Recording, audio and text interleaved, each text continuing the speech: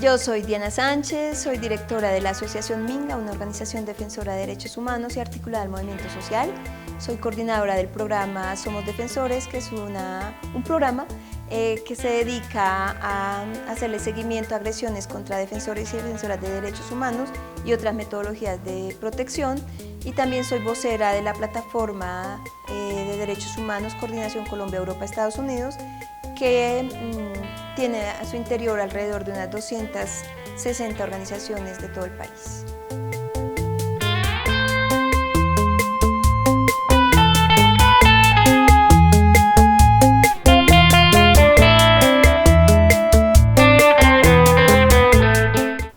Bueno, son varios hallazgos. El primero es que las cifras aumentaron y eso es muy preocupante porque viene una tendencia creciente cuando el año pasado, por ser un año tan especial en el marco del proceso de paz, todas las cifras de violencia sociopolítica descendieron. Se dice que de los 50 años que llevamos, últimos 50 años, del conflicto armado, las cifras más bajas que se han tenido en violencia sociopolítica fueron en el 2015. Lo mismo, descendieron a un 80, 78% los combates entre fuerza pública y guerrilla, y lo mismo las acciones de las FARC. Eso quiere decir que la tendencia fue muy positiva, pero también bajaron ostensiblemente los homicidios en general en el año, porque normalmente hace 5 años eran de 18.000, luego 16.000 y el año pasado fueron alrededor de 12.600 algo.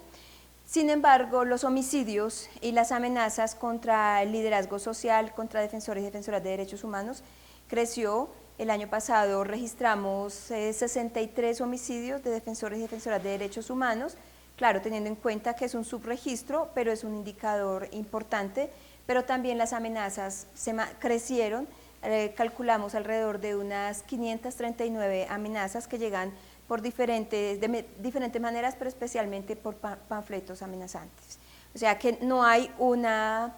hay una contradicción, por decirlo así, entre la baja del conflicto armado, de la violencia sociopolítica, pero se mantienen las cifras contra agresiones contra defensores y defensoras de derechos humanos.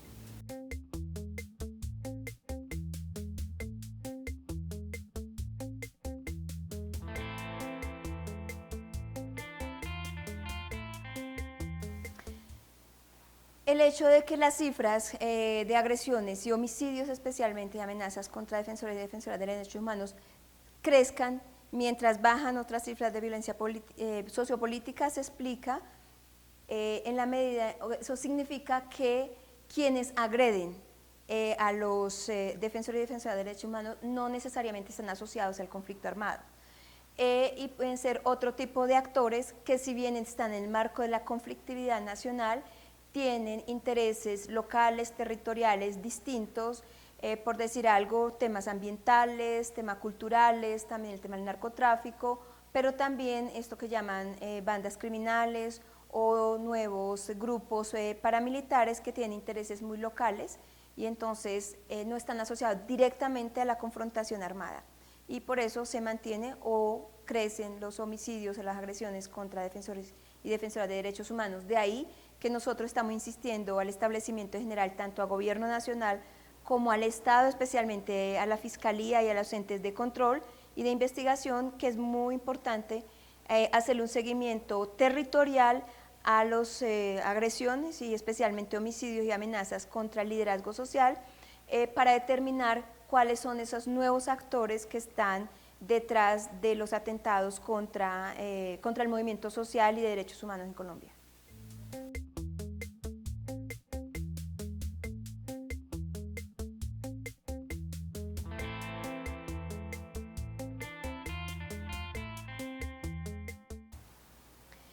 En la medida en que el proceso de paz que se adelanta en La Habana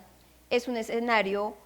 que va en contravía del pensamiento de la extrema derecha de Colombia, que fue la que alimentó el paramilitarismo y lo sigue alimentando, obviamente puede convertirse en un escenario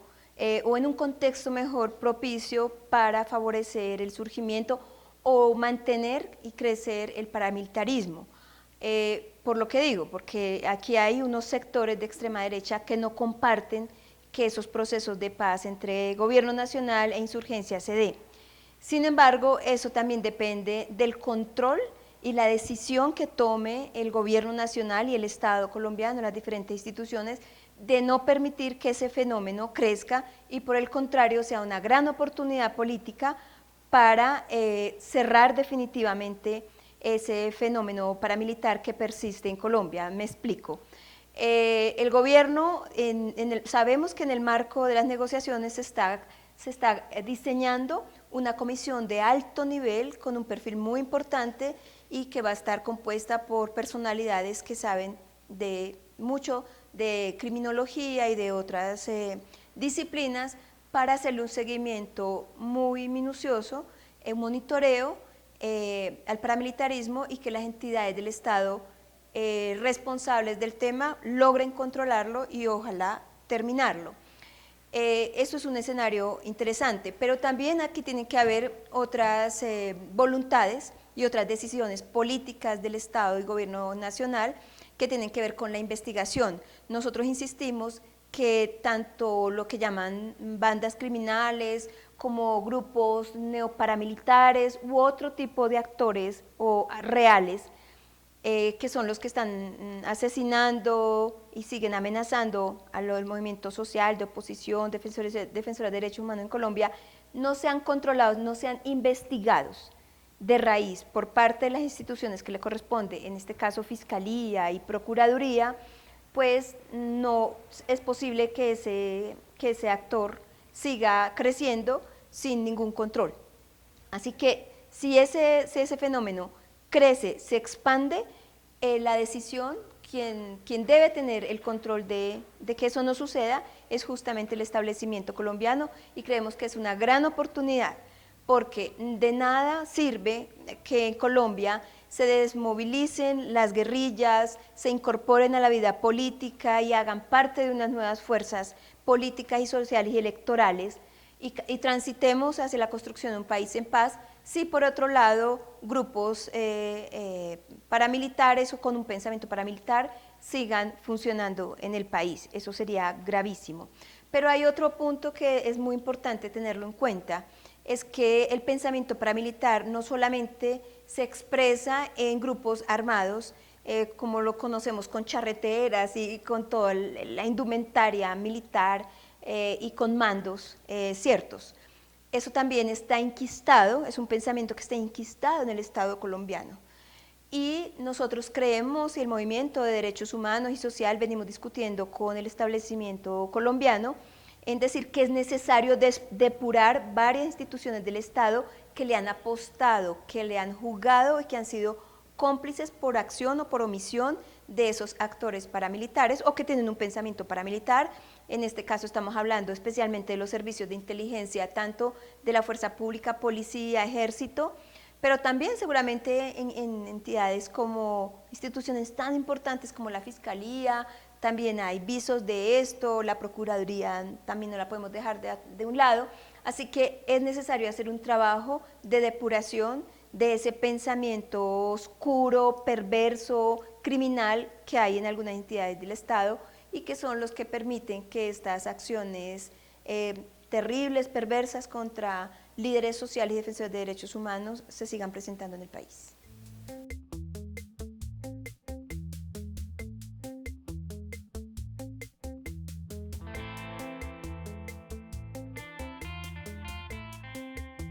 En este momento no es posible hablar de garantías porque efectivamente no las hay.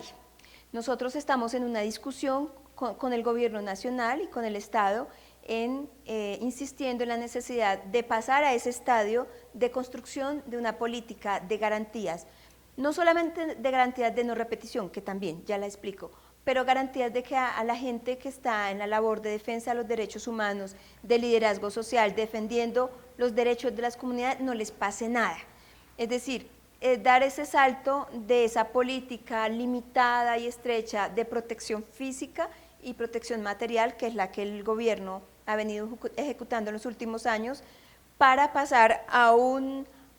periodo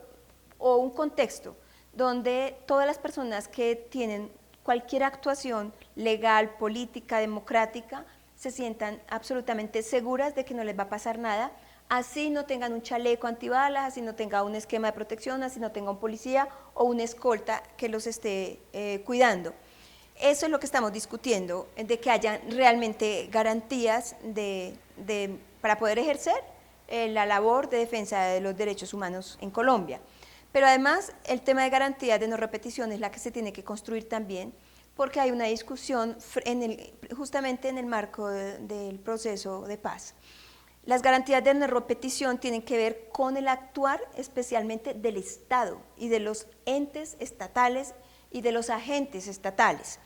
Hay una discusión muy interesante en el marco de la justicia transicional o de la justicia especial para la paz que se está construyendo,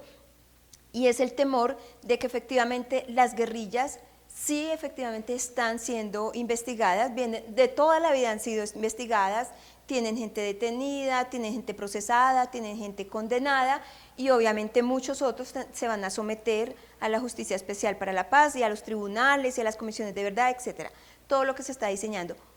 Y ahí va a haber una garantía de no repetición, porque además per se el hecho de que las insurgencias se incorporen a la vida política y dejen las armas, ya eso es un elemento que garantiza que no van a volver a cometer los hechos de violencia que cometían en el pasado. Sin embargo, no está tan claro ese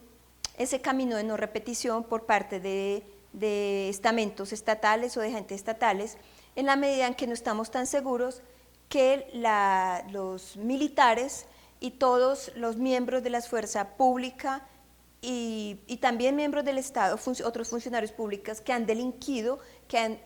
cometido crímenes de Estado, no lo vuelvan a hacer, en la medida en que no está tan claro si todas las fuerzas del Estado van a entrar en esa justicia especial, porque ya lo hemos visto, el gobierno y los partidos políticos y obviamente las fuerzas militares han venido trabajando fuertemente en el Congreso de la República para crear una legislación propicia para que los proteja a ellos y los blinde de entrar a los tribunales o ser juzgados. Por ejemplo, la ampliación del fuero penal militar, el marco jurídico para la paz, son reformas que están buscando y que han hecho justamente para blindar a la fuerza pública. Entonces ahí tenemos mucho temor de que los crímenes, las garantías de no repetición por parte de agentes del Estado no se vaya a seguir dando en la medida en que no sean juzgados. Es el caso, por ejemplo, de las ejecuciones extrajudiciales. Ese es un tema muy grueso, muy importante y que hay que garantizar que no vuelvan a suceder, y eso los han cometido son agentes estatales. Ahora, con el tema de las agresiones y homicidios contra el movimiento social,